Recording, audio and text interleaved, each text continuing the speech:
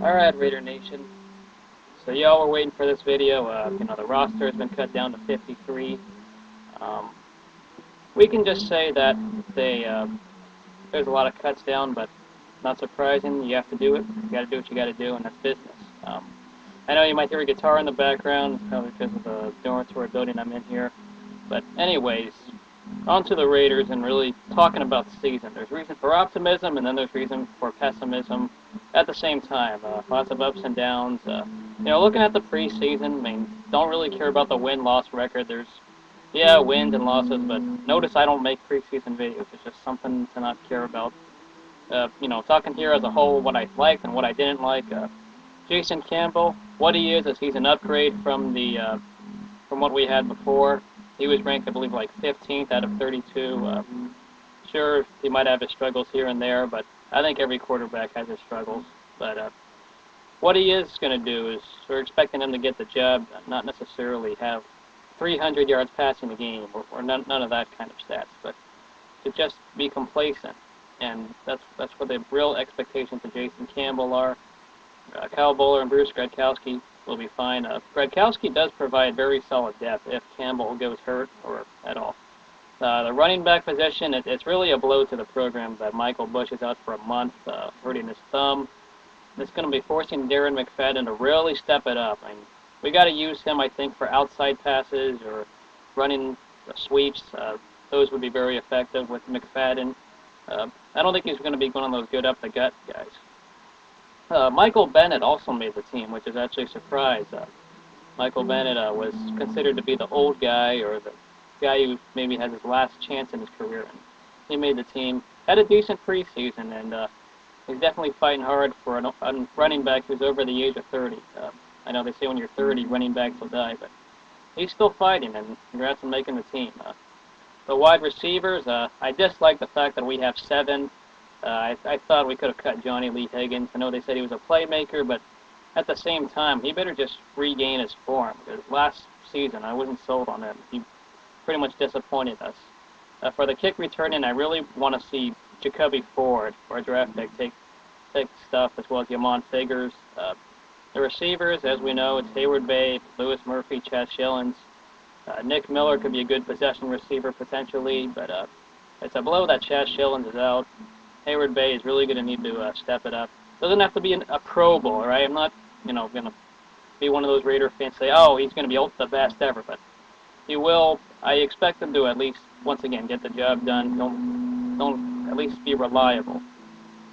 Louis Murphy has already shown that I think he can be reliable, but as at the other times, he can drop the ball as well. The tight end position is the one position we're loaded at. Zach Miller and Brandon Myers, both solid players. Zach Miller, for those of you fantasy owners, I think Zach Miller will be very solid because Jason Campbell used to throw to Chris Coley. Now Zach Miller is going to be the target of things, and he likes to throw to tight ends. Look for Zach Miller. I expect him to have maybe a Pro Bowl season. You might say that's an overstatement, but for those of you who are in Raider Nation, you know what I'm talking about. Brandon Myers is a good blocking tight end and should provide the depth. For the offensive line, Robert Gallery is going to need to make sure he's healthy. He was rusty this preseason. I didn't like what I was seeing from him. Hopefully he steps it up. Jared Veld here, it looks like he's going to take over Samson Satelli as a center, which is actually very good progress. Veld here is going to show a lot of promise. He'll struggle at times. He's going to be human, all right? Don't think he's invincible, but I expect him to. Sounds like he's better than Satelli. And then on the other side of the tackles, you got Khalif Barnes, you got Mario Henderson, who's a left tackle, the blind side left tackle, and they're really going to need to protect them. Mario Henderson, big key. The offensive line is the biggest weakness, I think, of this team. They're the X factor. If they do well, then the team, I think, will translate into wins. But if they don't do very well, this team could very well go 5-11, if not worse. The offensive line, they're going to need to work on their pass protection, and that's really where I'm worried. Bruce Campbell, I think, will make some good strides. Won't be a starter immediately. I think we are going to be shuffling the offensive line around, though, this season. We'll start with one unit, and then maybe in Week 10, we might be having a bunch of different names. Hopefully Bruce Campbell will grow and maybe make that starting part of the line. On the defensive side of the ball, I'm going to expect, John Henderson to maybe play some depth. He won't be there for every down, but I think he can provide good, at least battles in the trenches. Tommy Kelly, you got Richard Seymour playing tackle. Those two should be fine. Matt Shaughnessy has proven a lot of promise, as well as Lamar Houston. Both of those guys are very athletic and beastie. Desmond Bryant should provide some depth as well. On the linebacker side, we're loaded with too many linebackers, or at least a lot of linebackers, I think. You got guys like Travis Gaethel, who is our draft pick. I think he might contribute well on special teams. You got, of course, Rolando McClain going to be starting. He'll be the Mike linebacker. He hasn't done too much in this preseason. A lot of hype with him, but I expect him to really make a difference, and especially the run stopping. We got to learn how to stop the run. Cameron Wimberly's your strong side. Trevor Scott is your weak side linebacker. Thomas Howard could very well be traded, even though he's a passing down linebacker and good in coverage. They might try to pull a trade with one of our linebackers, whether it's Ricky Brown, Sam Williams, even Quentin Groves, who was a little bit disappointing, even though he made the roster. Thomas Howard, though, he could very well be traded soon. The defensive backs, big strength. Safeties are perfectly fine in place. You got Tyvon Branch playing strong safety. Michael Huff wasn't looking so good. He might have lost his starting job. Thought he could have been in danger of getting cut, but he didn't. Hiram Eugene, I think, was cut instead, or should have been. Michael Mitchell could very well be making the start at free safety very soon. So those two. Tyvon Branch could have been a Pro Bowler because he led the nation in tackles out of the defensive backs. But fortunately, no one knew about him. Nnamdi Asomugha on one side of the corner position. We know what he can do. But the other thing that concerns me is the opposite side of Nnamdi Asomugha. Sounds like Stanford Routt beat Chris Johnson in competition, and Stanford Routt is going to be our starting corner. It's a position that definitely makes me nervous at times because of what he did last year, but he really stepped his game up. We got to believe as fans that he can really play well. Stanford Routt, that is. Jeremy Ware and made the roster. Stevie Brown is going to be on our practice squad. Walter McFadden, I think, will come in at nickel at times, as well as Chris Johnson will. And then on special teams, we're already covered. We got Sebastian Janikowski. We know what he does.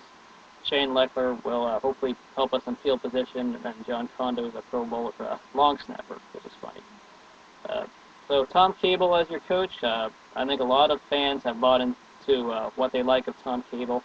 I can admit he can really help us. You might laugh at what he did off the field a year ago, but that's last year. This is this year. Throw that out the window. I think Tom Cable is really, at least put the chemistry better with this team, and I really like what I'm seeing. You know, looking at the schedule, people might say it's tough. Some people even have us at 4-12. That's fine. They can hate us and put us down. But at the same time, this defense, I think this defense is very talented, and they can stop the run and the home run plays. The defense has its pieces of the puzzle in place. I think every starter on defense has earned his spot, and I like what I see. On the other side of the ball, though, we need to not go 3 and out on the offensive side. That's what really was the reason why our defensive stats look terrible in the book. I know we were ranked in the 20s and 30s on a few defensive stats, but that's because our offense had trouble at times going 3 and out, and the running game's going to need to be established. We'll see what the passing game does. But as said before, the offensive lineman is the biggest X factor, along with the opposite side of Nnamdi Asomugha. You know, right now, as a realist, I don't see us making, playoffs is a far stretch. I can admit that much. But I do expect to see improvement from this team. It may not translate to the wins-loss column, but at the same time, this team has the potential to really look good with all these moves they did in this offseason. Right now, 6-10 might be the worst-case scenario for me. I know some of you say that's the best-case scenario for all you haters, but 7-9 and 8-8, it is realistic that it could very well happen. I know it may not look like a whole lot, but at the same time, they would mark improvement. Barring no injuries, that's going to be the other bug that the Raiders need to fight, is the injury bug. So with that being said, offensive line and opposite side of Nnamdi Asomugha is what worries me. That's pretty much where I'm highly concerned. But the Raiders have reason to believe. Let me know what y'all think down low. We'll see y'all later, and I'll talk about the Titans game next week. Let's go Raiders.